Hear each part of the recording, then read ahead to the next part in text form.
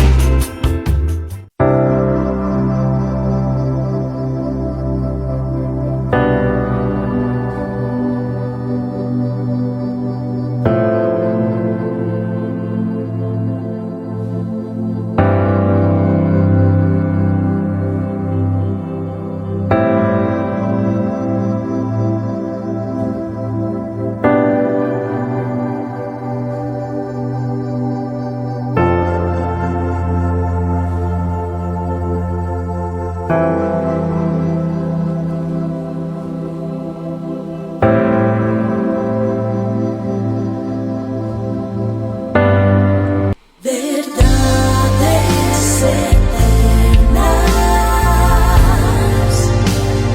con Humberto Canción.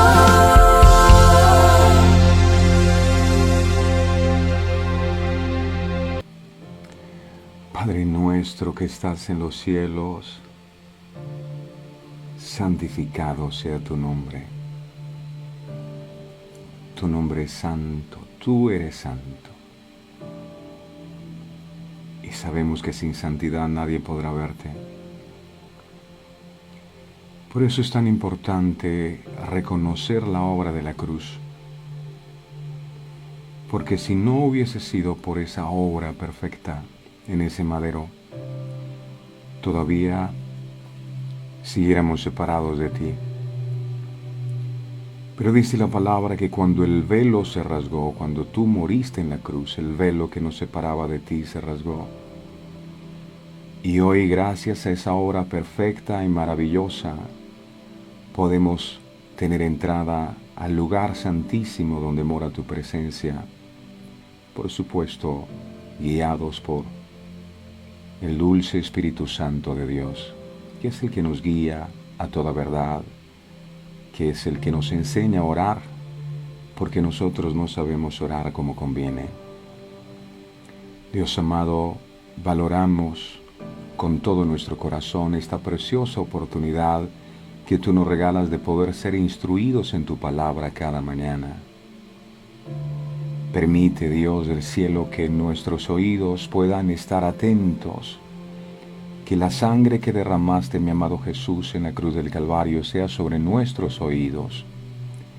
Para poder oír, necesitamos oídos espirituales desarrollados, y solo tú puedes hacerlo. Ilumina, Dios amado, este mensaje, ilumina nuestro entendimiento para poder comprender tu palabra. La Escritura dice que el príncipe de este mundo ha cegado el entendimiento de muchas personas. Que no pase con nosotros. Que nuestro entendimiento sea iluminado por el poder de tu Santo Espíritu para que tu verdad sea revelada. Y al conocer tu verdad, podamos ser libres. Hoy el sacrificio que presentamos delante de ti no es un cordero, no es una oveja. El sacrificio que hoy traemos para depositar en este altar es nuestra vida entera, con todo lo que pensamos, con todo lo que sentimos. Amado Dios, tú nos conoces a nosotros. Que hoy podamos estar delante de ti con una actitud correcta y que este sacrificio vivo pueda subir delante de ti como una ofrenda de olor grato. Nos gozamos el poder estar aquí contigo y escuchar el consejo tuyo cada mañana.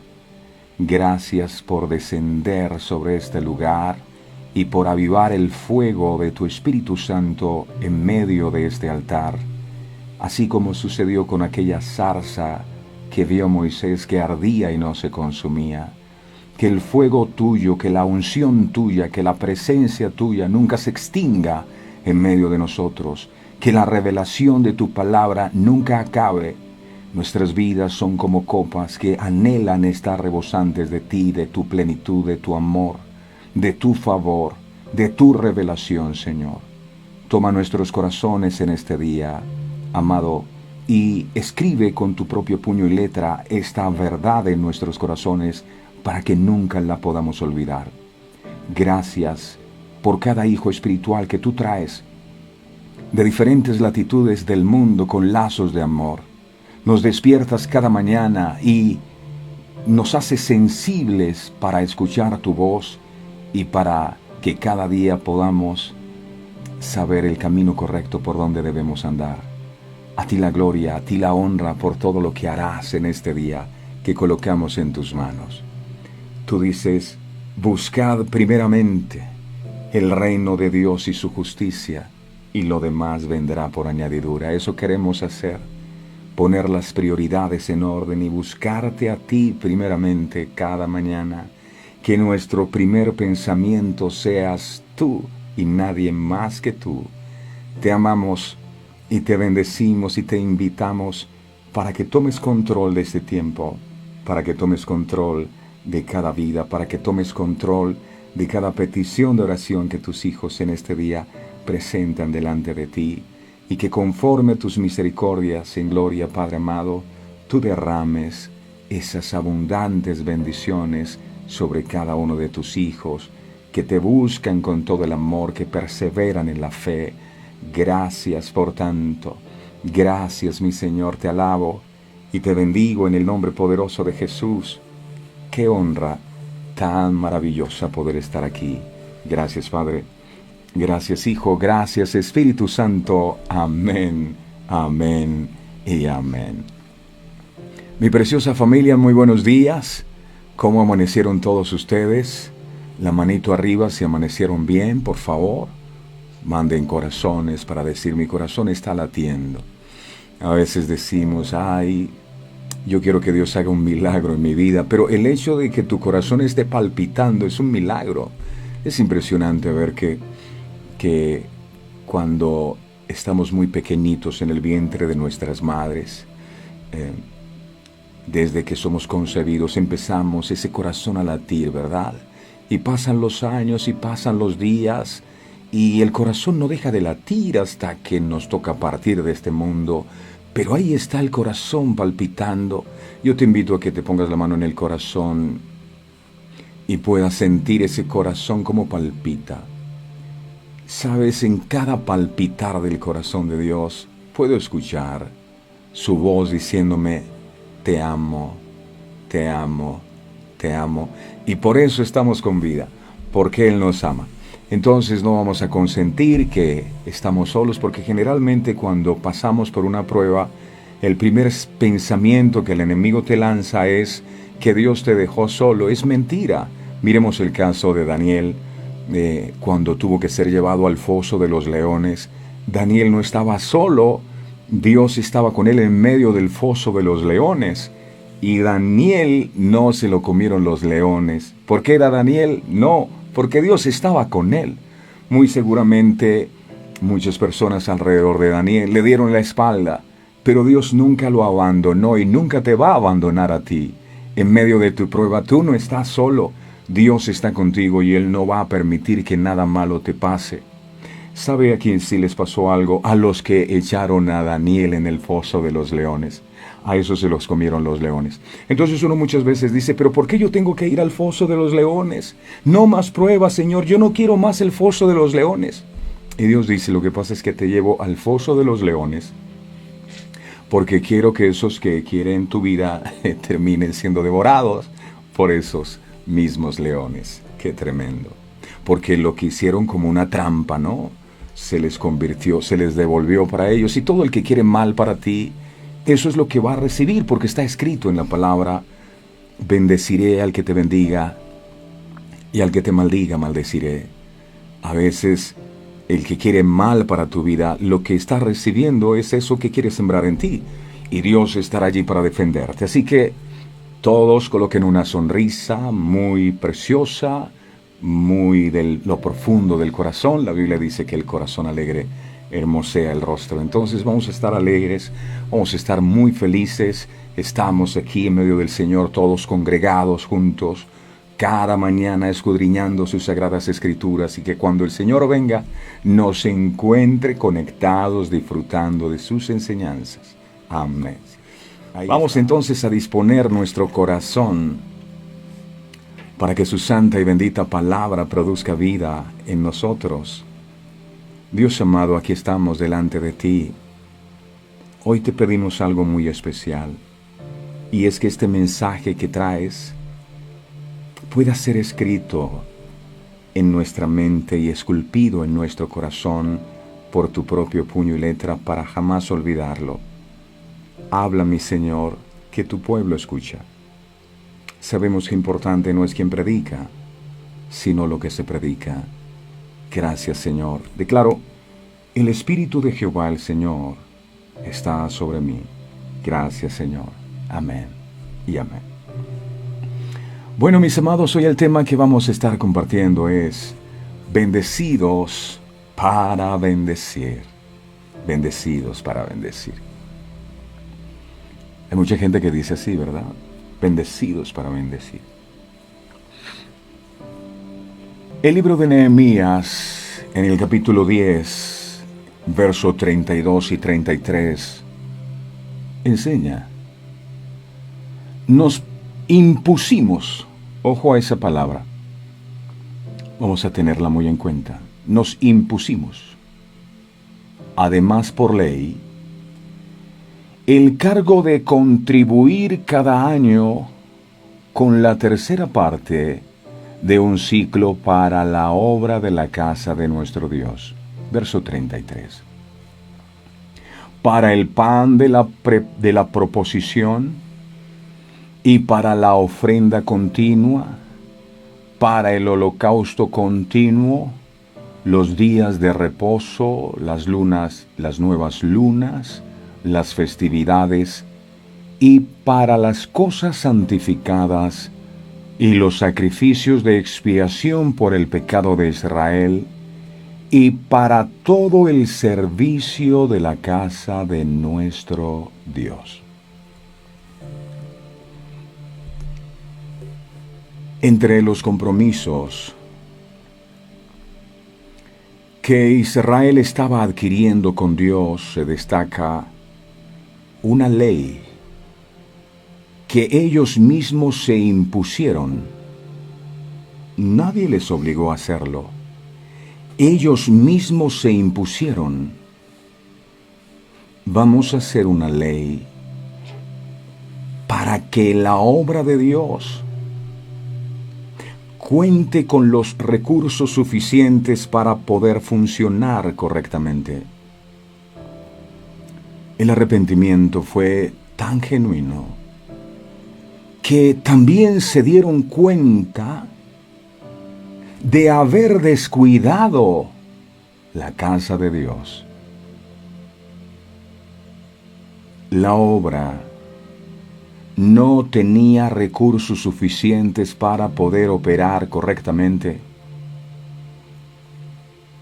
Los días de reposo, el holocausto continuo, las lunas nuevas, las festividades, los sacrificios de expiación por el pecado de Israel y todo el servicio de la casa de Dios necesitaban ser subsidiados por el pueblo. ¿Cómo asegurar que esos recursos no faltarían en la casa de Dios? Ellos lo hicieron de la siguiente manera, promulgando una ley. Vamos a hacer una ley. Ahora me pongo a pensar un poco, ¿por qué ellos tomaron la decisión de hacer una ley? Porque no había Tal vez otra forma de que la gente se comprometiera con bendecir la obra de Dios. De pronto, si hacemos una ley, ellos ya ven que esto es un compromiso más serio. Tuvieron que hacer una ley porque a la gente no le gustaba bendecir la obra de Dios. ¿Qué es una ley? Una ley es un precepto o conjunto de preceptos dictados por la autoridad, mediante el cual se manda o prohíbe algo acordado por los órganos legislativos competentes dentro del procedimiento legislativo prescrito, entendiendo que dichos órganos son la expresión de la voluntad popular representada por el Parlamento o el Poder Legislativo. Sostener la obra de Dios fue un compromiso que ellos mismos asumieron. Ahora, una ley no se puede transgredir. Ellos conocían la consecuencia de no cumplir con lo que se comprometieron. Salomón dijo, uno de los hombres más ricos y sabios, dijo en Eclesiastés capítulo 5, versos 4 y 6, dijo lo siguiente. Dijo, cuando a Dios haces promesa, no tardes en cumplirla. Uno de estos días. No, cuando a Dios haces promesa, no tardes en cumplirla, porque Él no se complace en los insensatos. Cumple lo que prometes. Verso 5. Mejor es que no prometas, y no que prometas y no cumplas. Verso 6. No dejes que tu boca te haga pecar, ni digas delante del ángel que fue ignorancia, porque harás que Dios se enoje a causa de tu voz y que destruya la obra de tus manos. Muchos son los que se comprometen a bendecir la obra de Dios. Yo voy a bendecir la obra, yo voy a darle a Dios. Pero una vez tienen los recursos en la mano, dicen, esto es demasiado. Yo mejor no voy a hacer eso. Y no cumplen, nunca cumplen. Una ley no se cumple a medias, o solamente cuando estamos de ánimos. La ley es simplemente para obedecerla, pase lo que pase. Pase lo que pase. Ahí es donde se demuestra la fidelidad. Yo hice un compromiso con Dios y por encima de la prueba que yo pueda estar viviendo, yo lo voy a cumplir. Allí es una preciosa oportunidad para demostrar esa fidelidad con la promesa que yo he hecho a Dios. Pero cuando empiezan a escasear los recursos, lo primero que sale a volar es lo que se debe dar para el sostenimiento de la obra de Dios. Señor, yo quisiera, pero no tengo. Tú sabes que yo amo tu obra, pero no tengo. Cuando tenga. El texto finaliza diciendo, porque harás que Dios se enoje a causa de tu voz o tu promesa, y que destruya la obra de tus manos. La obra de tus manos, que es nuestro trabajo, y no consigues, y no encuentras, y las puertas están cerradas, y lo que haces no funciona. ¿Cuántas economías sencillamente no funcionan por prometer a Dios cosas que nunca cumplieron o que cumplieron a medias? Un consejo: cumple lo que prometes. No hagas que Dios se enoje contra ti, es lo que dice la palabra. Los israelitas, en ese momento, cuando ellos están en ese arrepentimiento delante de toda la congregación y firman el documento, quieren cambiar, obedecer los mandamientos, ellos hacen otra ley y dicen, no, necesitamos hacer una ley en donde nos comprometamos en que a la casa de Dios no le va a faltar nada. Los israelitas en ese momento se hicieron conscientes de las necesidades que demanda el servicio de la casa de Dios, que tenían que ser suplidas por el pueblo, porque de lo contrario no habría manera de mantener el servicio de la casa de Dios en funcionamiento. Todos tienen necesidades. En el hogar hay que pagar los servicios de la luz, hay que tener dinero para comprar el mercado. ¿Qué más? ¿Qué más? La administración, para pagar tantas cosas, para que los hijos estudien. Todo se hace con recursos. Usted no puede vivir sin recursos. ¿Por qué pensar que la obra de Dios sí puede vivir sin recursos? A veces no queremos ser conscientes de que para que la obra del Señor pueda funcionar, se requieren recursos. La obra del Señor necesita recursos. Algunas personas, aun sabiendo que la obra evangelística también tiene necesidad que suplir, muestran cero empatía con la obra de Dios, como si la responsabilidad del mantenimiento de la obra de la cual ellos mismos se benefician fuera de otros y no de nosotros. Qué bueno recibir las enseñanzas, qué bueno levantarnos cada día y tener esta palabra fresquita y el pan nuestro. Pero ¿cómo hacen para transmitir? ¿Cómo hacen para tener los equipos y las cámaras y para pagar el internet? Eso no es mi problema. Mi problema es recibir la palabra y doy gracias a Dios porque siempre hay una palabra.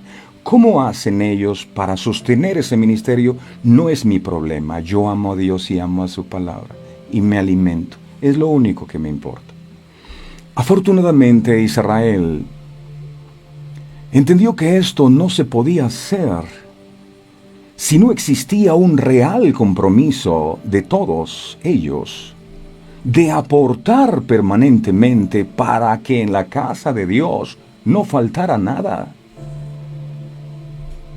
La falta de un compromiso serio con Dios y con su obra es lo que distingue al cristianismo en la actualidad, y es una de las más grandes causas de la tibieza y la frialdad que caracteriza la vida espiritual de muchos cristianos hoy en día. Parece que en nuestra generación la palabra compromiso es una mala palabra, como si fuéramos legalistas o extremistas. ¿Qué es esto de compromiso con la obra de Dios? A mí hábleme del amor de Dios.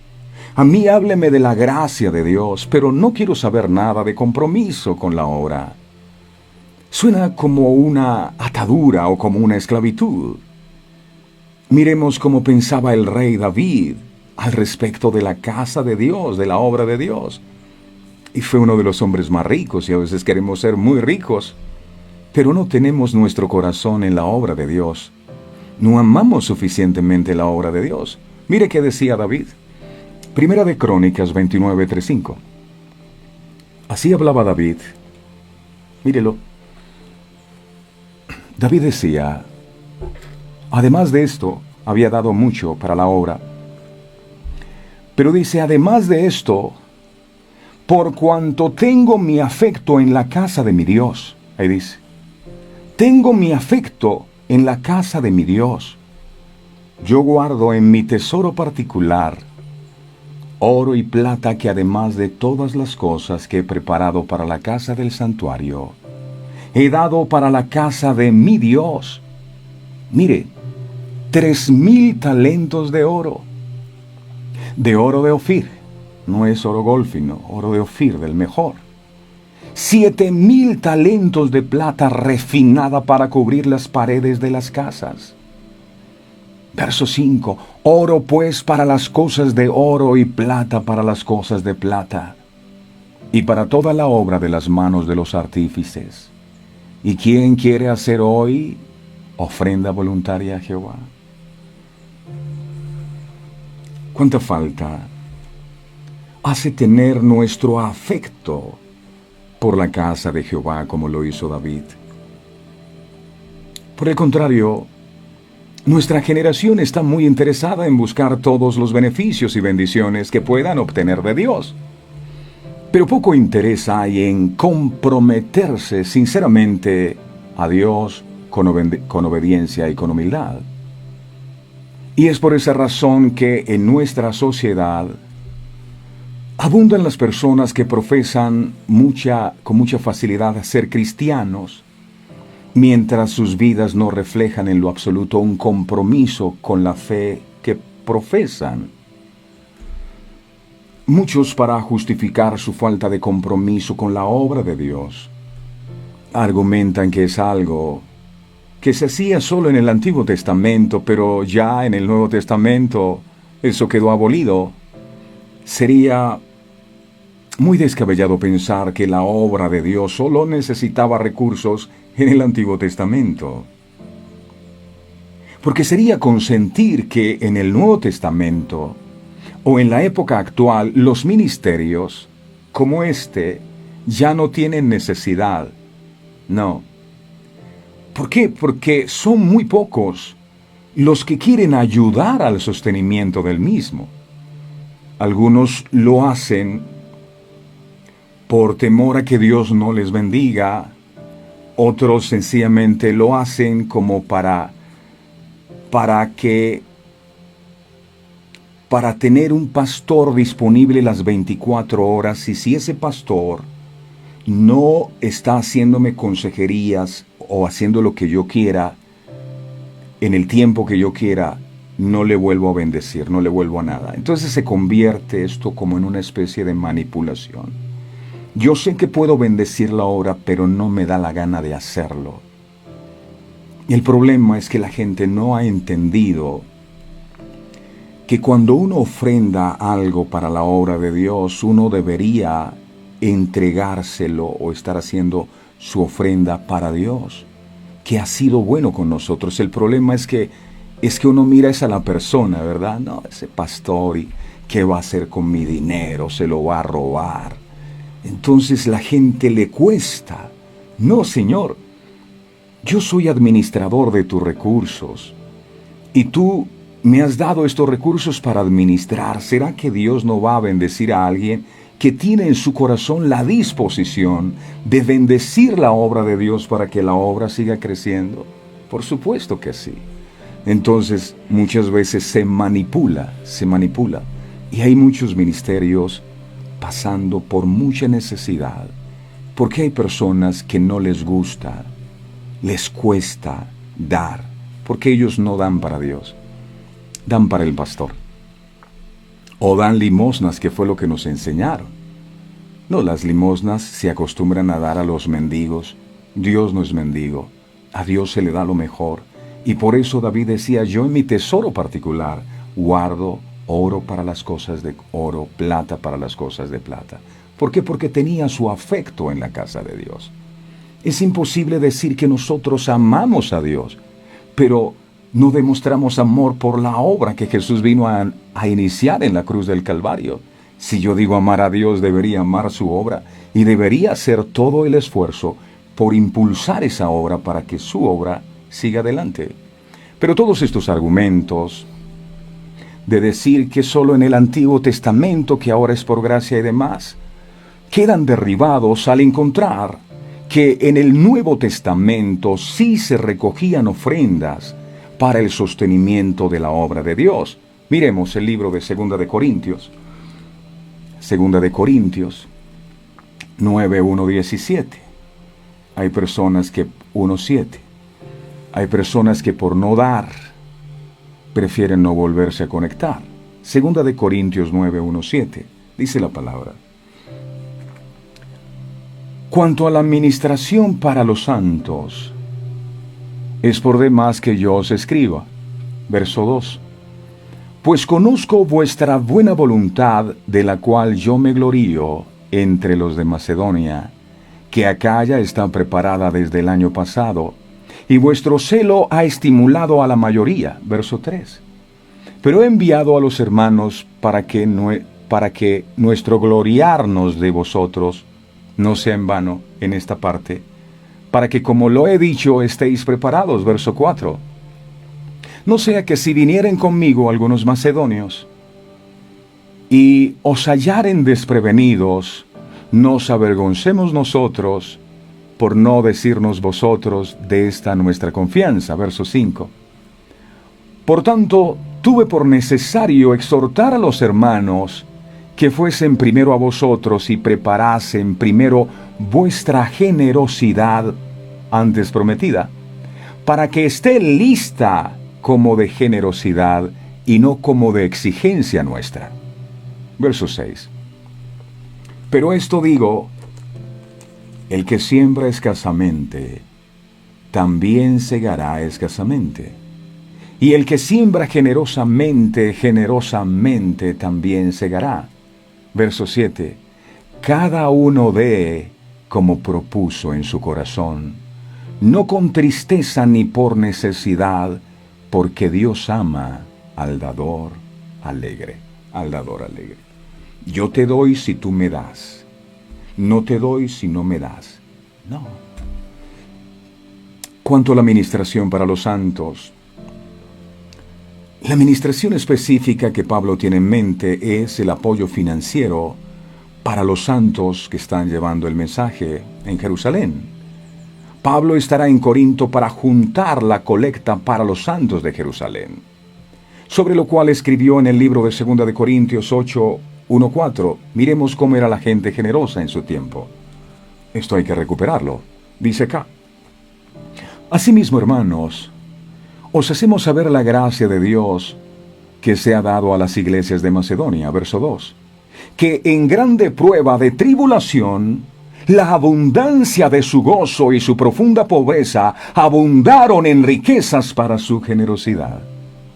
Estaban pasando situaciones económicas difíciles, y esto no fue motivo para que ellos no bendijeran la obra. Verso 3. Pues doy testimonio de que con agrado han dado conforme a sus fuerzas, y aún más allá de sus fuerzas. Verso 4. Pidiéndonos con muchos ruegos. Esto rogaban para dar. Por favor, te ruego. Muchas veces no hemos entendido que el que es bendecido cuando ofrenda es la persona que ofrenda. Estos decían, yo te ruego, muchos le rogaban a Pablo, que les concediésemos el privilegio de participar en este servicio para los santos. Te ruego, Pablo, te ruego que me des el privilegio de bendecir la obra que tú realizas. ¡Wow! Te ruego. Para ellos era un honor bendecir la obra de Dios. Y en otros pasajes previos, como en 1 de Corintios 16, 1 al 4, dice la Biblia, 1 de Corintios 16, 1 al 4, cómo viajaban estos señores si no tenían para el pasaje, cómo llevaban la predicación si no tenían para comer.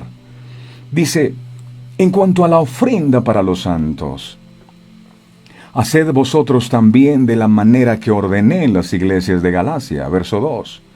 Cada primer día de la semana, cada uno de vosotros ponga aparte algo, según haya prosperado, guardándolo para que cuando yo llegue no se recojan entonces ofrendas. Verso 3. Y cuando haya llegado a quienes hubierais designado por carta, a estos enviaré para que lleven vuestro donativo a Jerusalén. Verso 4. Y si fuere propio que yo también vaya, irán conmigo. En el libro de Hechos, capítulo 11, una colecta previa para los santos de Jerusalén es descrita en el libro de Hechos, capítulo 11, verso 29. Hechos 11, 29, dice la palabra: entonces los discípulos, cada uno conforme a lo que tenía, determinaron enviar socorro a los hermanos que habitaban en Judea. Ellos no dijeron, no, eso es muy lejos para yo enviar algo allá. No, ellos enviaron. Retomando el texto, el apóstol Pablo continúa diciendo en 2 de Corintios 9, 1, 2, miremos de nuevo, por favor. Él sigue diciendo, cuanto a la ministración para los santos, es por demás que yo os escriba. Verso 2. Pues conozco vuestra buena voluntad, de la cual yo me glorío entre los de Macedonia, que acá ya está preparada desde el año pasado. Tenían preparada la ofrenda desde el año pasado, y vuestro celo ha estimulado a la mayoría. Aquí el apóstol Pablo puede estar mostrando su sarcasmo de nuevo. La idea básica es: yo ni siquiera necesito escribir esto. Ni siquiera necesito recordarles acerca de esta ofrenda, porque ustedes ya han estado listos y deseosos de dar. Hay personas que para que puedan dar todos los días hay que sacar un texto de la Biblia. La Biblia dice que Dios bendice al que da para que puedan dar. De lo contrario, como que si se les olvidara. Por supuesto, si los corintios cristianos estaban en realidad listos y deseosos como Pablo parece indicarlo, él en verdad no necesitaba escribir nada de esto. Al mismo tiempo, esta es una señal de que Pablo ha intentado persuadir a los corintios en cuanto al dar, como lo hizo en 2 de Corintios 8, mostrando el ejemplo de los cristianos macedonios y el ejemplo de Jesús. Ahora Pablo los está animando con respecto a su manera de dar. Por eso dice: de la cual yo me glorío entre los de Macedonia. En el capítulo anterior, Pablo habló de los de Macedonia como ejemplos maravillosos de su voluntad para ofrendar. Miremos 2 de Corintios 8, del 1 al 4. Miremos de nuevo, por favor. Mire, asimismo, hermanos, os hacemos saber la gracia de Dios que se ha dado a las iglesias de Macedonia. Verso 2. Que en grande prueba de tribulación, ellos estaban en grande prueba de tribulación, pero por eso no dejaron de dar. Por el contrario, en grande prueba de tribulación más dieron. La abundancia de su gozo y su profunda pobreza abundaron en riquezas de su generosidad. Verso 3. Pues doy testimonio de que con agrado han dado conforme a sus fuerzas, y aún más allá de sus fuerzas. Verso 4. Pidiéndonos con muchos ruegos que les concediésemos el privilegio de participar en este servicio para los santos. Ahora Pablo, sarcásticamente, no lo sabemos, les informa a los corintios cristianos que él se ha gloriado entre los de Macedonia sobre la buena voluntad de los corintios para ofrendar. Esta puede ser una manera de jugársela para animar a los corintios cristianos para que en verdad estén listos y con la buena voluntad de dar. Pablo puede estar diciendo: vamos, en verdad, pueden estar listos para dar. Después de todo, yo ya he alardeado sobre su buena voluntad con otros. Algo más destaca el apóstol Pablo: y vuestro celo ha estimulado a la mayoría. De nuevo, Pablo parece ser sarcástico o al menos juguetón. Él está diciendo que los corintios cristianos eran tan celosos en su buena voluntad para dar que eran un buen ejemplo para la mayoría de los otros cristianos. Él dice que esencialmente el buen ejemplo de los de Macedonia es solo un reflejo del buen ejemplo de los cristianos corintios, el cual se reflejó primero en los macedonios. Pensamos que Pablo está siendo sarcástico aquí porque si los corintios en realidad hubieran sido tan buenos ejemplos en cuanto a dar, y si su ofrenda hubiera conducido a otros a ofrendar, entonces Pablo jamás les hubiera hecho esta introducción y les hubiera dado tanto ánimo para ofrendar como lo hizo en 2 de Corintios 9 del 3 al 5. 2 de Corintios 9 del 3 al 5. Dice: pero he enviado a los hermanos para que nuestro gloriarnos de vosotros no sea vano en esta parte, para que, como lo he dicho, estéis preparados. Verso 4. No sea que si vinieren conmigo algunos macedonios, y os hallaren desprevenidos, nos avergoncemos nosotros, por no decir vosotros, de esta nuestra confianza. Verso 5. Por tanto, tuve por necesario exhortar a los hermanos que fuesen primero a vosotros, y preparasen primero vuestra generosidad antes prometida, para que esté lista como de generosidad y no como de exigencia nuestra. Pablo de nuevo está dando un pequeño giro sarcástico. Es como si dijera: Todos ustedes están listos y tienen tan buena voluntad para dar, que estoy seguro de que me traerán la ofrenda. Pero de cualquier modo enviaré a los hermanos para que vayan y la recojan. No quiero que todo el gloriarme acerca de ustedes sea en vano. Después de todo, Corintios, ustedes no quieren que los macedonios vean que no tenían la voluntad de dar. No queremos un caso en el cual nos avergoncemos nosotros, por no decir vosotros, de esta nuestra confianza. Por tanto, tuve por necesario enviar a estos hermanos para que la ofrenda esté lista como generosidad y no como exigencia nuestra. Pablo quería que la colecta estuviera completa antes que él llegara, para que ni remotamente pudiera haber ningún tipo de manipulación cuando recibiera la colecta. Pablo estaba muy preocupado porque la ofrenda fuera un asunto de generosidad y no un asunto de exigencia. Dios mismo nunca cede a una actitud de exigencia y tampoco deberíamos nosotros hacerlo. Usted tiene que dar, jamás. Se le ha dicho a las personas, si a usted les nace bendecir esta obra porque considera que es un ministerio de bendición, lo puede hacer si a usted le nace, si lo quiere hacer voluntariamente.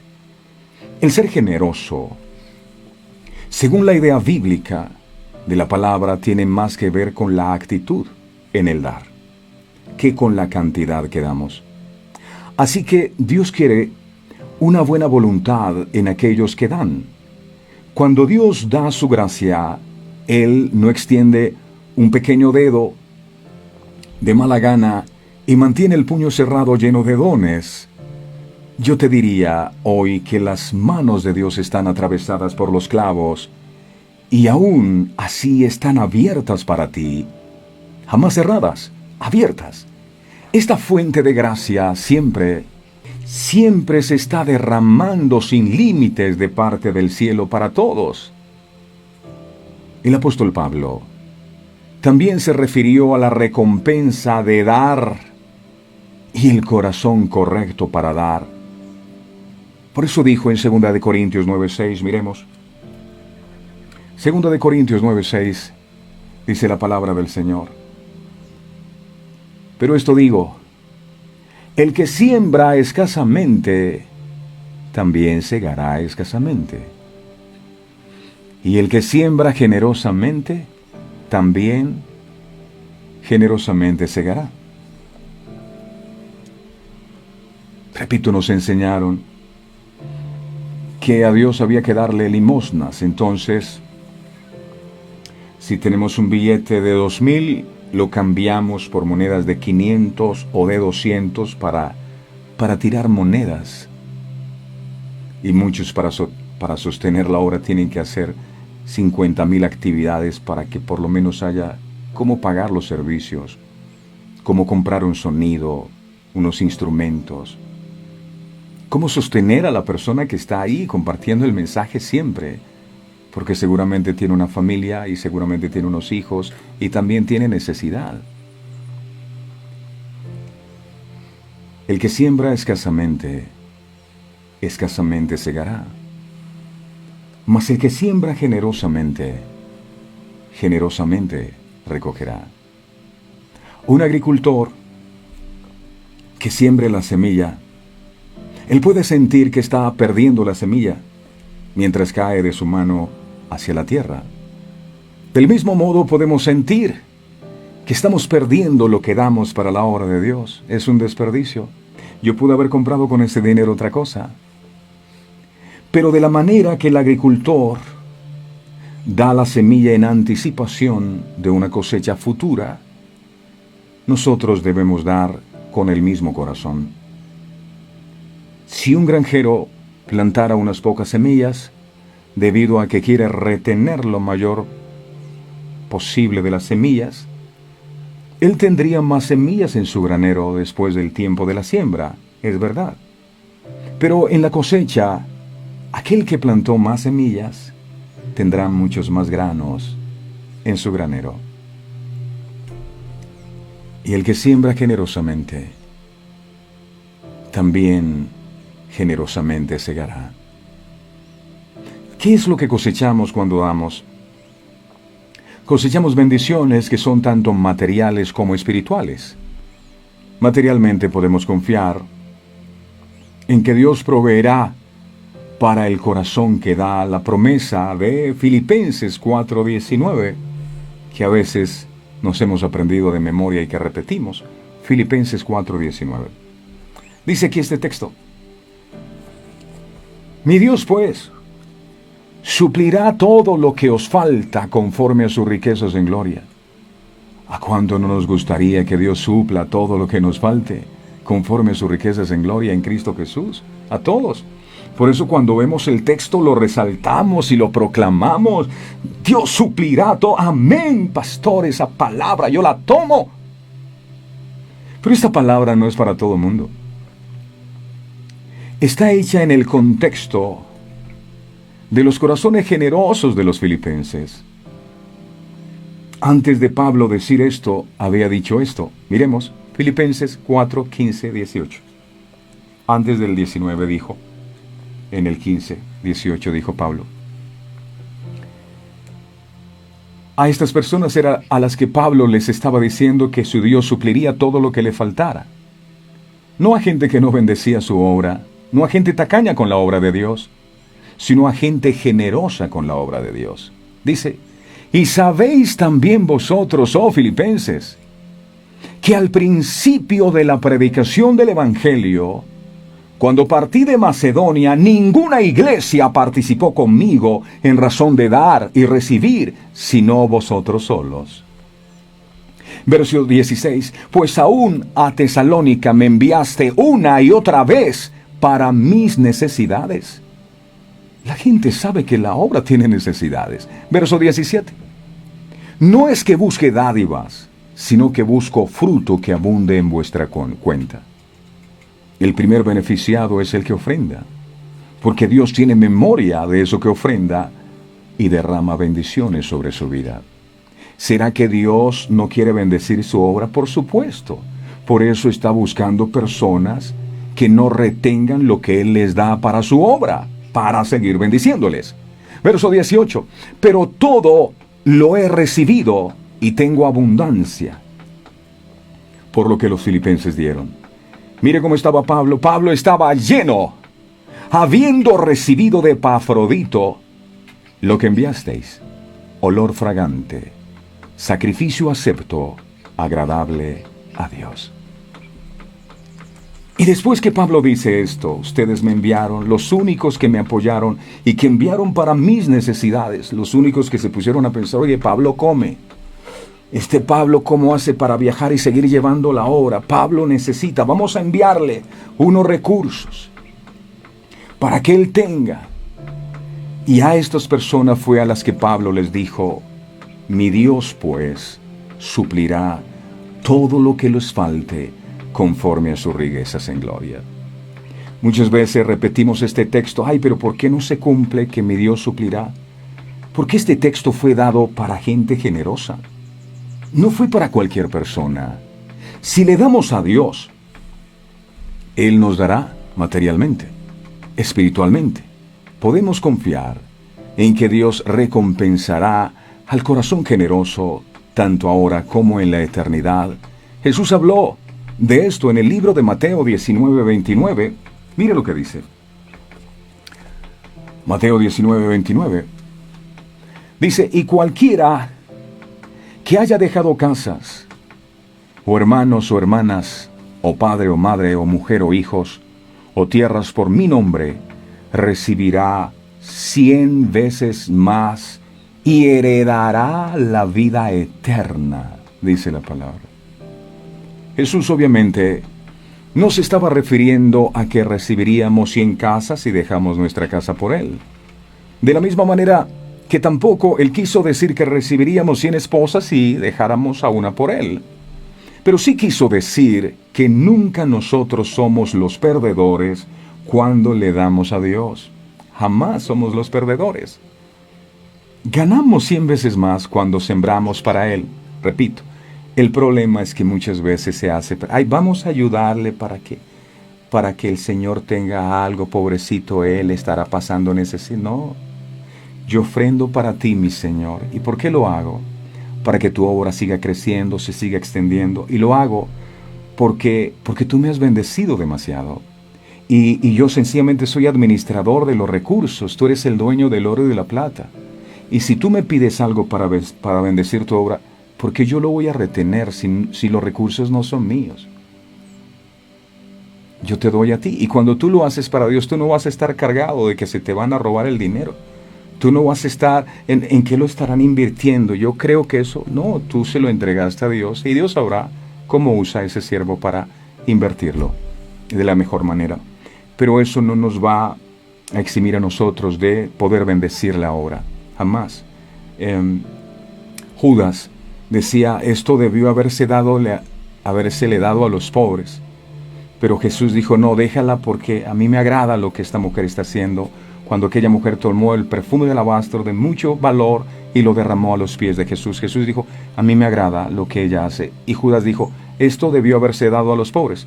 Y usted encontrará cuando hay muchas personas que no quieren bendecir la obra, ellos, el primer argumento que sacan es un desperdicio dar esto para la obra, se debería dar a los pobres. La iglesia que sobreviva como pueda, pero se debería dar a los pobres. Por supuesto que entre la obra que hace la iglesia debería estar el bendecir a otros, pero es imposible bendecir a otros si la iglesia no tiene recursos como bendecir a otros. Sí, la iglesia tiene que bendecir a otros, pero usted está bendiciendo a la iglesia para que la iglesia tenga recursos y bendecir a los más pobres. No, pero es que ustedes tienen que hacerlo porque es su obligación. Eso no funciona así. El Señor jamás puede estar en deuda con ningún hombre. Y nosotros nunca debemos temer el dar demasiado a Dios. Espiritual o materialmente, nunca le darás a Dios de más. Jamás. Ahora, miremos lo que está escrito en la palabra del Señor. Mire esto. Gálatas capítulo 6, verso 6. Atesora ese texto en el corazón. Mire lo que dice la palabra. No sé si usted lo sabía, pero aquí está escrito. El que es enseñado en la palabra, haga partícipe de toda cosa buena al que lo instruye. Dice la Biblia. El que es enseñado en la palabra, haga partícipe de toda cosa buena al que lo instruye. Si usted está recibiendo instrucción de la palabra, no está mal bendecir a la persona que le instruye. Está escrito en la palabra de Dios. Israel tuvo que hacer una ley. Vamos a hacer una ley. Esto es mucho más serio que lo que nosotros nos imaginamos. A ver si de esa manera nos comprometemos seriamente en sostener la obra del Señor. Termino con esto. Si a Dios dices amar, su obra deberías apoyar. Padre, te damos gracias con todo el corazón por lo que hoy has ministrado en nuestra vida. En el libro de Malaquías dice que es necesario dar para que haya alimento en tu casa. Y muchas veces, por estar enfocados en que el alimento no falte en nuestra casa, se nos olvida que tu casa tiene necesidad. ¿Cuántos siervos de Dios están padeciendo necesidad en este momento? La Biblia habla de un profeta que murió endeudado y dejó a su esposa con sus hijos con una deuda grande. Ustedes conocen la historia y ella llega a pedir ayuda y el profeta le dice, ¿qué tienes en casa? Dijo, tengo una vasija con poco aceite, y ella, mientras prestó vasijas, iba sacando.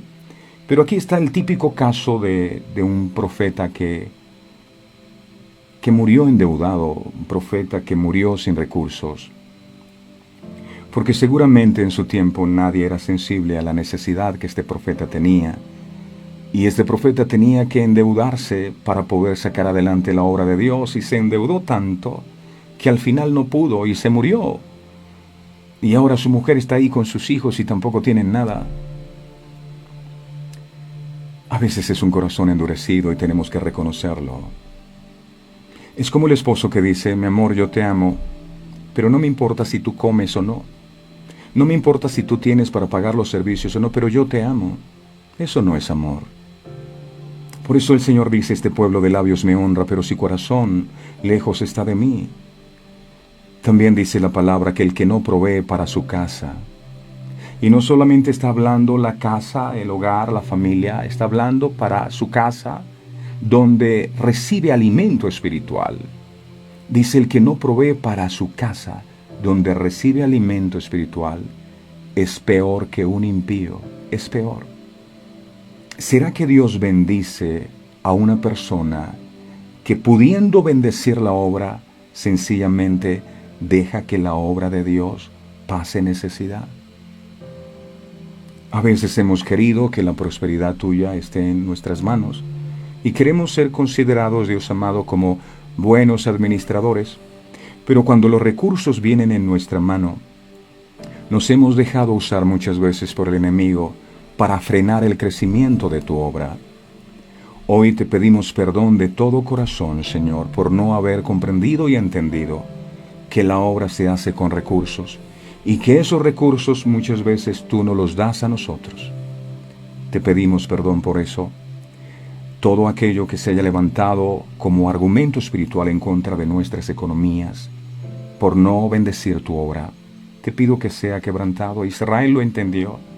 Por eso ellos en ese momento dijeron, vamos a hacer una ley, y que nosotros hoy podamos tomar la determinación, como lo hicieron ellos, de decir, será una ley para nosotros estar pendiente de las necesidades de tu casa, para que el alimento nunca falte. Gracias por lo que ha revelado a nuestras vidas, a nuestro corazón. Ayúdanos a ser generosos, Dios amado, porque tú has sido inmensamente generosos con nosotros. Y lo que vamos a hacer, que lo podamos hacer con un corazón humilde, con un corazón sincero, no porque nos toca, sino porque realmente estamos agradecidos contigo. A pesar de todo lo que ha pasado en el mundo, a nosotros no nos han faltado los alimentos, porque tú los has provisto. Es el amor tan grande que tú nos tienes. No hay excusa para no bendecir.